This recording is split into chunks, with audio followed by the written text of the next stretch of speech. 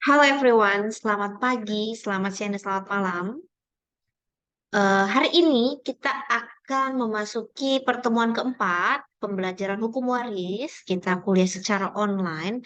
Nah, sebelumnya teman-teman di pertemuan pertama, kedua, dan ketiga, boleh sambil teman-teman ulas kembali untuk terkait apa sih waris, bagaimana pengertiannya, subjeknya, objeknya, aktiva, pasiva, golongan waris secara perdata. Nah, itu bisa teman-teman ulas lagi, karena di pertemuan keempat, sekarang kita akan memasuki materi baru terkait inbrank atau pemasukan sih yang disebut dengan inbrank. Nah, inbrank ini memperhitungkan hibah yang diterima ahli waris dari pewarisnya ketika diadakan pembagian warisan pewaris. Nah, ini secara ribetnya. Kalau secara ringannya itu pada intinya ini akan memasukkan kembali terkait hibah yang telah diterima. Berarti terkait harta yang telah diterima ahli waris dari pewarisnya. Nah, ketika sedang diadakan pembagian waris. Nah, ini ada di pasal 1086 dengan tidak mengurangi kewajiban sekalian ahli waris untuk membayar kepada kawan-kawan waris mereka atau memperhitungkan dengan mereka ini segala utang mereka kepada harta peninggalan. Maka segala hibah yang diperoleh dari si yang mewariskan di kala hidup orang ini harus dimasukkan. Ini pada singkatnya atau pada mudah dipahaminya, ketika memang ada tidak mengurangi hak-hak atau tidak mengurangi kewajiban-kewajiban dari ahli waris, maka inbrank harus dimasukkan. Tapi kalau misalnya ternyata ada lagi dalam artian ada legimite forte yang juga dirugikan, nah ini juga harus dimasukkan. Oke, lalu lanjut terkait siapa yang wajib inbrank? Siapa aja sih yang wajib inbrank? Nah, ini yang pertama oleh para waris dalam garis turun ke bawah, baik sah maupun warkawin, kecuali apabila pemberian itu telah dilakukan dengan pembebasan secara jelas dari pemasukan, ataupun apabila para penerima itu diadakan suatu akta otentik atau dalam suatu wasiat telah dibebaskan dari kewajibannya untuk memasukkan. Wah, apa sih ini artinya? Sebenarnya pada singkatnya siapa aja itu yang pertama. Ini garis turun ke bawah. Ini baik anak-anaknya, itu turunannya yang sah dan maupun luar kawin. Nah, ini menjadi wajib untuk inbrank. Kecuali, nah ini ada kecuali. Nah, dikecualikan jika di dalamnya itu sudah dijelaskan. Misalnya sudah tertulis atau dan sebagainya itu mereka bebas dari suatu eh, memasukkan atau dari suatu inbrank. Nah, ini biasanya dituangkan, ini wajib ya, dituangkan di dalam suatu akta otentik atau dalam suatu wasiat. Lalu yang kedua siapa nih? Oleh semua waris lainnya, baik waris karena kematian maupun waris wasiat. Namun hanyalah dalam hal si yang mewariskan maupun si penghibah dengan tegas telah memerintahkan atau memperjanjikan dilakukannya pemasukan. Jadi sebenarnya teman-teman masih ingat kan ada dua pewaris. Yang satu mewaris karena undang-undang atau murni atau ab tanto, yang kedua terkait waris wasiat atau testamen. Nah, ini juga sebenarnya wajib inbrank. Tapi jika di dalam bentuk wasiatnya itu sudah dijelaskan atau ditegaskan memerintah atau memperjanjikan dilakukannya inbrank atau dilakukannya pemasukan gitu. Dari sini teman-teman kalau ada yang mau bertanya boleh langsung diisi di kolom komentar. Nah, ini ada contohnya nih. Contohnya di sini ada pewaris yang segitiga dan meninggalkan satu orang istri dan tiga orang anak, B, C, D. Nah, memiliki harta warisnya itu 150 juta. Jadi gimana nih inbranknya? Ini kan B dan C ini mendapatkan wasiat 30 juta, B, C 20 juta rupiah. Nah, jadi di inbranknya kita tambahin harta warisnya 150 juta ditambah 30 ditambah 20 juta sehingga 200 juta. Kita bagi 4 sehingga A, B, C, D ini mendapatkan masing-masing 50 juta rupiah. Nah, dari situ kenapa jadi harus kembalikan? Karena kan nanti pada dasar tidak akan terjadinya keadilan dalam mewaris sehingga B akan lebih besar, C akan lebih besar jika tidak dimasukkannya inbrank. Apakah itu tujuannya? Nah, kita bisa cek apa tujuan dari in-bank tersebut ya. Yang pertama, tercapai perhitungan warisan yang adil. Yang tadi udah dijelasin di contoh. Kalau misalnya tadi tidak ada in-bank, udah jelas tidak adil dong. A dan D akan lebih sedikit untuk mendapatkan warisan. Nah, yang kedua, besarnya hibah mengurangi hak atas waris, hak ahli waris atas warisannya. Yang tadi juga sama, sebenarnya sudah menjelaskan bahwa besarnya hibah, tadi kan besarnya hibah itu jadi mengurangi hak ahli waris atas warisan. Yang ketiga, dalam rangka pembagian warisan pewaris. Yang keempat, ahli waris menolak warisan tidak perlu imbrek. Nah, kalau misalnya dia menolak terkait warisan, berarti dia juga tidak perlu imbrek ya. Nah, dan selanjutnya untuk keuntungan ahli waris undang-undang, lalu tidak untuk mengurangi hibah. Ini di pasal 1088. Dalam artinya, jika pemasukan lebih dari bagiannya sendiri dalam pewarisan, maka apa yang selebihnya tidak usah dimasukkan. Nah, ahli waris testamenter ini tidak menikmati imbreng. Kenapa? Karena kan pada dasarnya tadi ahli waris testamenter atau ahli waris wasiat ini tidak wajib inbreng kecuali tadi jika di dalam akta otentik atau dalam wasiatnya sudah dijelaskan atau ditegaskan bahwa mereka wajib inbreng atau wajib melakukan pemasukan. Oke, lanjut. Ini terkait hibahnya lebih besar. Nah, ini kalau misalnya hibahnya lebih besar dari apa harta warisnya. Nah, ini harta warisnya ada 150 juta. Kita hitung terkait imbrengnya, kita teman-teman baca. Nah, sehingga ini ada B kan dapat 80 juta hibah, C dapat 30 juta hibah. Nah, jadi ketika dihitung seperempatnya dibagi 4 ya, ini 65 juta.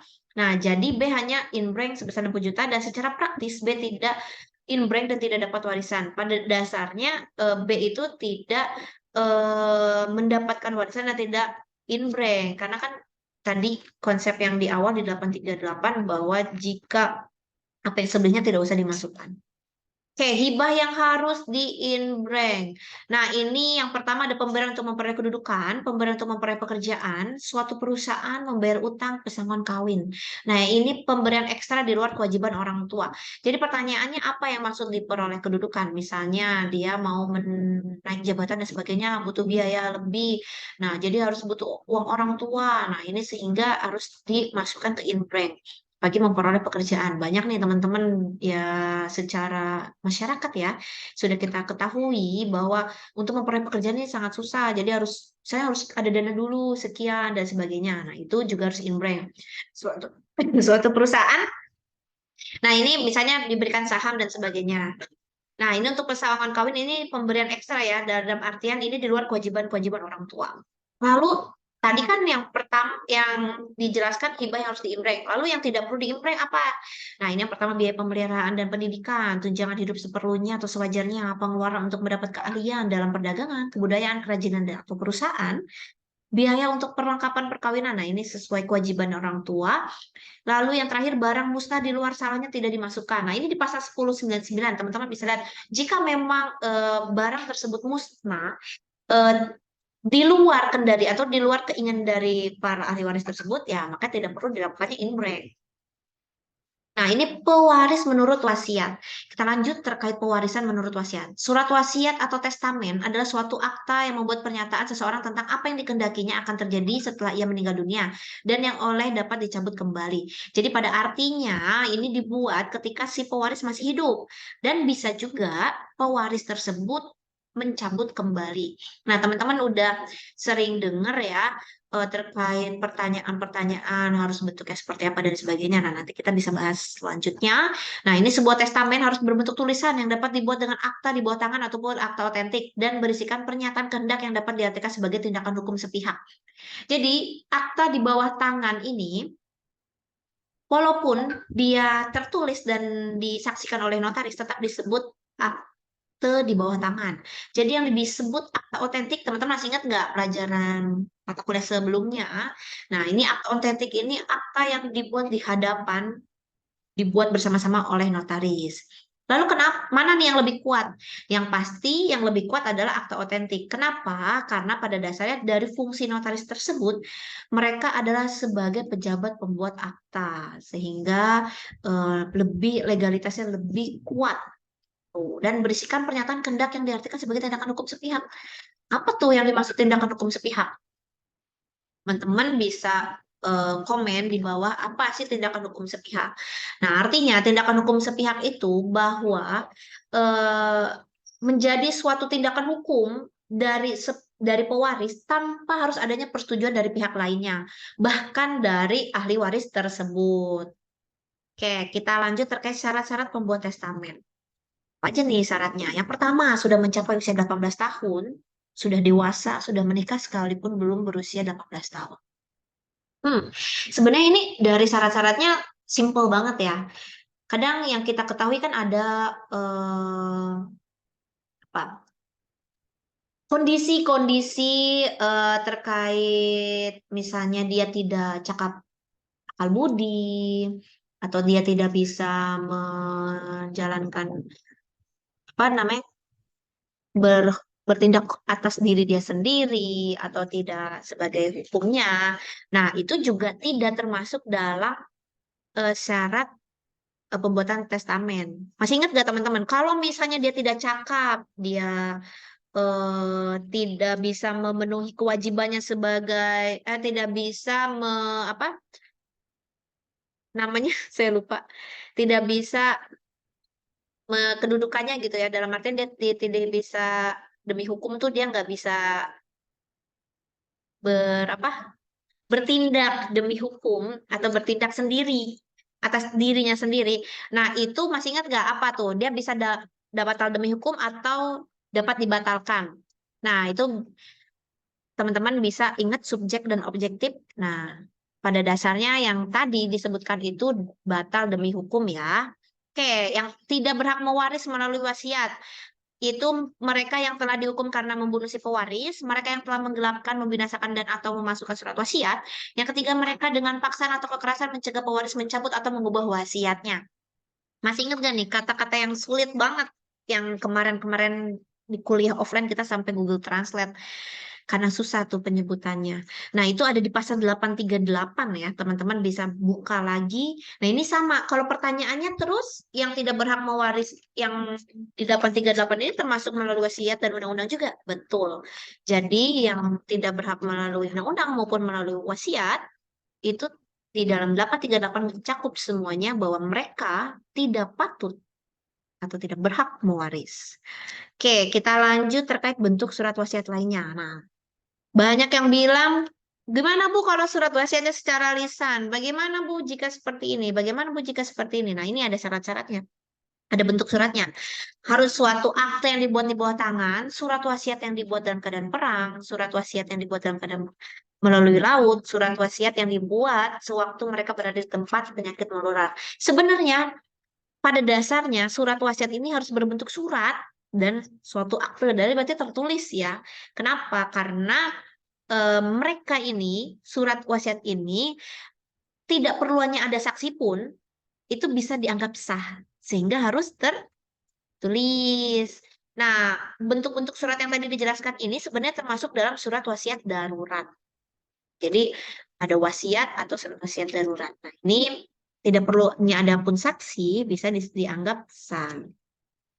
Nah, paling kita sudah eh, terkait materinya, kita sudah sampai di sini. Nanti kita lanjut lagi untuk pertemuan selanjutnya. Kita lanjut untuk pertemuan selanjutnya, teman-teman bisa, kita akan membahas terkait hukum waris secara Islam. Mungkin itu yang akan lebih mind blowing atau bikin wah, bikin uyang. Tapi nggak apa-apa, kita belajar dasar-dasarnya. Yang penting teman-teman bisa memahami terkait bagaimana hukum waris secara keperdataan nih. Kita pahami dulu secara basicnya. Nanti jangan lupa absen teman-teman di bawah. Dan terima kasih banyak atas waktunya untuk teman-teman yang sudah mengikuti kuliah online saya hari ini. Semoga bermanfaat dan saya akhiri perkuliahan ini. Wassalamualaikum warahmatullahi wabarakatuh. Selamat pagi, selamat siang, dan selamat malam.